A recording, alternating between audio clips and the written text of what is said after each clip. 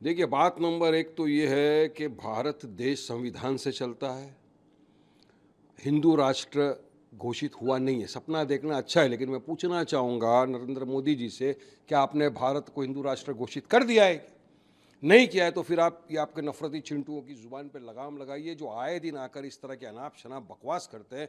संविधान की शपथ लेते हैं, संविधान की धज्जियां उड़ा रहे हैं। इनको काम धंधा है नहीं, पढ़ते लिखते हैं नहीं, रिसर्च करते नहीं है। इनको मालूम होना चाहिए कि मुमरा का नाम तो ऑलरेडी मुमरा देवी ही था ना। हाँ, नाम बदल देने से क्या मुमरा के हालात बदल जाएंगे? मुमरा को चाहिए अच्छी स्कूलें, अच्छी सड़कें, अच्छे अस्पताल। वहाँ पर जाकर आप देखिए क्या हालत है। उसके बारे में नहीं बोलेंगे। इनका काम क्या है? सिर्फ नफरत फैलाना। इनको नफरत फैलाना है, बस इसी तरह का एजेंडा लेके घूमते और आप लोग बस चले जाते हैं उनके पास पूछने के लिए।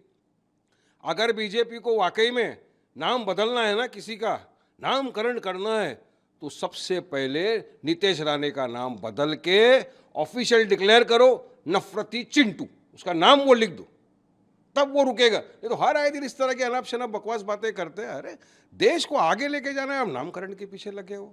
ये रेट करना अच्छा है, क्योंकि इंसान की हेल्थ सेफ्टी सबसे पहला प्रथम चीज़ है। हर इंसान को अपनी हेल्थ की सेफ्टी ज़रूरी है। अब रेस्टोरेंट्स के अंदर आप देखो, कितनी मर्तबा हम लोग खुद देखते हैं कि किस हालत के अंदर सब पड़ा हुआ रहता है।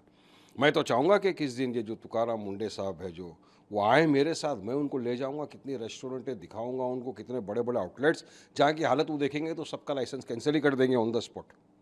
ये हालत है। और रही सवाल ये जो गुटखा वगैरह का जो एडवर्टाइजमेंट करते हैं, देखिए सुपरस्टार जो होता है ना, उसके मिलियंस ऑफ फॉलोअर्स होते हैं, लोग उनको फॉलो करते हैं। अरे ये क्या खा रहा है, ये क्या पी रहा है, अब उनको आप दिखा रहे हो कि ये तंबाकू खा रहे हैं, उसके अंदर मिला हुआ है।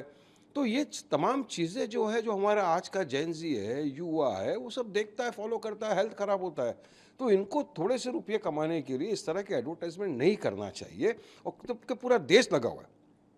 आज पूरा देश चाहता है कि हमारा देश ड्रग मुक्त हो जाए। इस तरह के जो अमली पदार्थ बाजार में बिक रहे, इसके ऊपर पाबंदी लग जाए।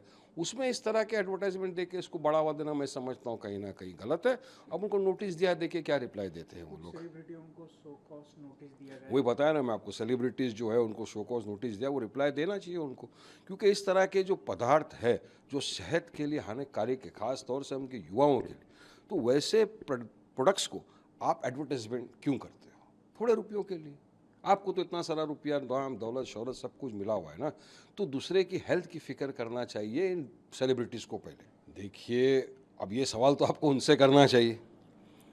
मैंने तो पहले भी कहा था, आज फिर दोहरा रहा हूँ कि हम वंदे मातरम का आदर करते हैं, हम वंदे मातरम का सम्मान करते हैं, लेकिन वंदे मातरम में कुछ ऐसी पंक्तियां हैं जो एक मुसलमान नहीं बोल सकता, शिर्क हो जाता है। हम अल्लाह की वंदना करते हैं। और भारत का संविधान का आर्टिकल्स 25 टू 28 हमको इजाज़त देता है फ्रीडम टू प्रैक्टिस रिलीजन का। मैं अपना रिलीजन प्रैक्टिस करूँगा, अपना करिए। आप जबरन किसी के ऊपर कोई चीज़ थोप नहीं सकते।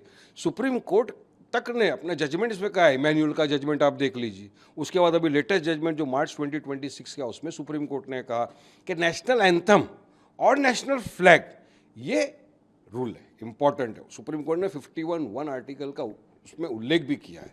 तो हम तो नेशनल एंथम पढ़ते हैं, मान सम्मान के साथ, खुले दिल के साथ हम अपने आप को प्राउड भारतीय मुसलमान फील करते हैं पढ़ते वक्त। और तिरंगा तो हमारी आन बान शान है, तिरंगा हम हमारे सीने से लगा के घूमते। लेकिन वहीं पर सुप्रीम कोर्ट ने कहा है कि ये सॉन्ग है वंदे, इसको मैंडेटरी नहीं कर सकते।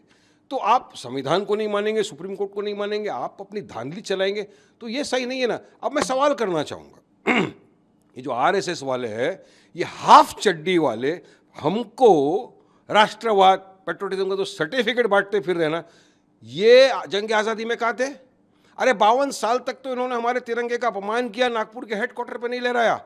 मुझे बताइए, जंग आज़ादी वक्त कितने आरएसएस के लोगों ने वंदे मातरम पढ़ा, कितने शहीद हुए? कोई नहीं। ये तो उस टाइम ब्रिटिशरों की गुलामी कर रहे थे, माफीनामे लिख रहे थे, तलवे चाट रहे थे, और आज ये हमको सर्टिफिकेट बांटते फिरेंगे। तो मैं समझता हूँ सरासर इनका दोगलापन है, गलत बात है। हम आदर करते हैं, सम्मान। उसमें किस तरह की ये चेंजेस? देखिए, एसआईआर की बात यह है कि जो मुंबई में हुआ है, तो मुझे तो काफ़ी जगहों से हमारे लोगों के फ़ोन भी आ रहे हैं कि वारिस भाई अब तक हमारे यहाँ आया नहीं, हमारा बचा हुआ है, हमारा डॉक्यूमेंट लेके गया मगर ऑनलाइन में नहीं चढ़ा हुआ है।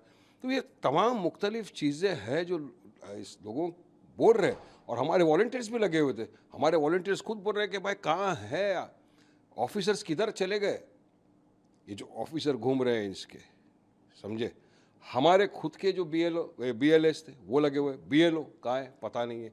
और टाइम लिमिट आपने इतना दिया, इतने लोगों का करना है, कहाँ से करेगा, उसमें बारिश आ गया बीच में, तो काफ़ी लोगों का नहीं हुआ है।